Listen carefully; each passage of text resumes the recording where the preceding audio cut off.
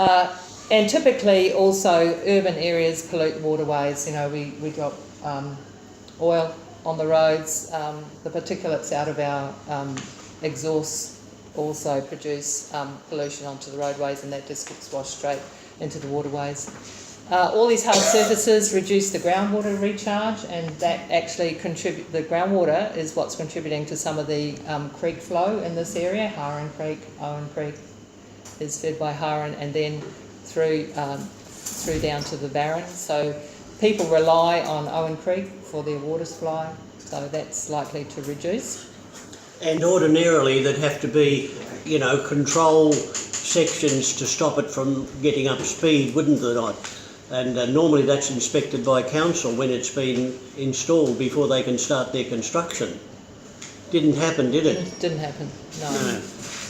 And also with urban development, of course, we get our cats and dogs. So these are our predatory domesticated animals. They tend to chase the wildlife to a greater or lesser extent, depends on how well people are controlling their animals, but often people leave cats out at night. We have 4 cats in our street in Kuranda here, which we always see when we come home at night. So I don't hold out much hope for these people who live here actually keeping their animals under control, in better control. So do we want to see any one of those impacts? Okay, Bob, what about the jobs? Yeah, so looking at that, we divided that into construction phase and the operational phase. And our dot points are, it sounds good to promise jobs, and this is a common statement made by developers, whether it be MINS or whether it be other developments, that, you know, that is a compensating factor. Point 2, locals seldom get the work as little local capacity for complex delivery. Now, local residents may have expectations that they may be employed during the construction stage, and this is a valid expectation. However, current practice with large projects is to call for tenders, and you'd be familiar with that. Tenders may come from far and wide across our nation.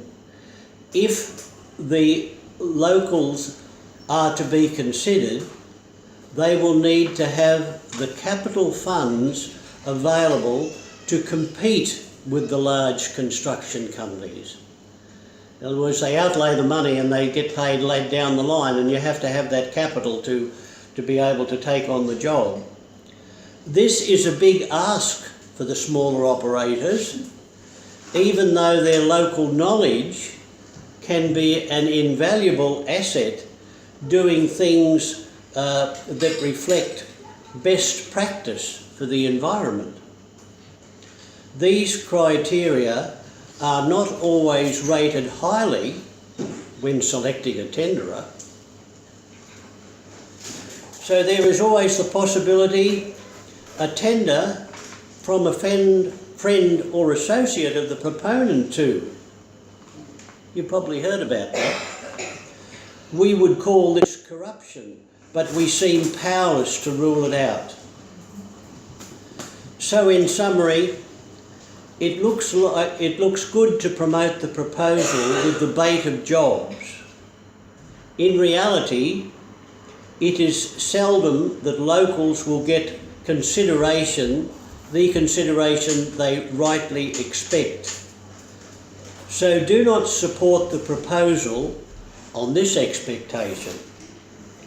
My understanding of the operation of the proposal is that it is principally focused on attracting the Chinese market. If this assumption is valid, then employees in the operational stage will be selected with a requirement for fluency in Chinese language or languages, and possibly the English language too. With a few exceptions, this will exclude locals. Jobs may be available for locals to perform menial tasks around the operation, but is this enough to give your support to the proposal? So that's one of the baits that, you know, we have to cope with. So what about the current township? Yeah. So here we have a focus firstly on people, and shopping and access. So the side of the proposal is a concern. Do we really want a facility the size of our existing area? And could population on the rural land I'll start that again. Do we want a facility the size of our existing area and population on rural zone land? And that's what is at the moment.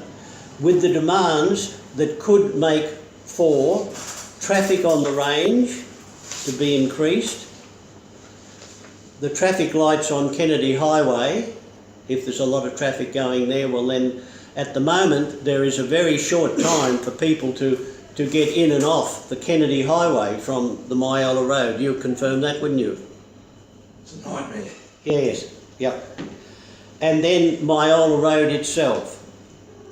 Combined with the demands that will need to be made to supply water to such a facility and to dispose of their waste, their sewage. Do we want to be victims of these circumstances? So that's the people side. And actually, Bob, the people are twice the number that we thought originally. So when we said the same size as Kuranda's current population, actually it's nearly double. Right. So we get a bit of information, but we get a bit of misinformation too, do we not? So then we deal with the effects on the village business district. Would we be happy to sit back and see what the impact the proposal could have on the local markets as well as existing shops and food outlets in the village if a self-contained shopping complex was available at the proposed resort? And that's the intent, isn't it? Yep. 8 hectares. So what is in it for us? Would visitors bypass the village en route to the proposed facility?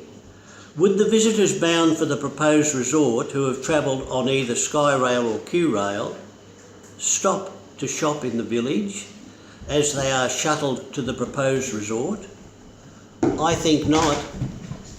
They would be shuttled out to the proposed resort because the operators would want to capture their spending in their own shops. Would we be happy with this arrangement? Who gains from these arrangements? Certainly not Kuranda. So Thanks, Bob. the access is already covered in that other text. Yes. Okay, over to you, Cathy.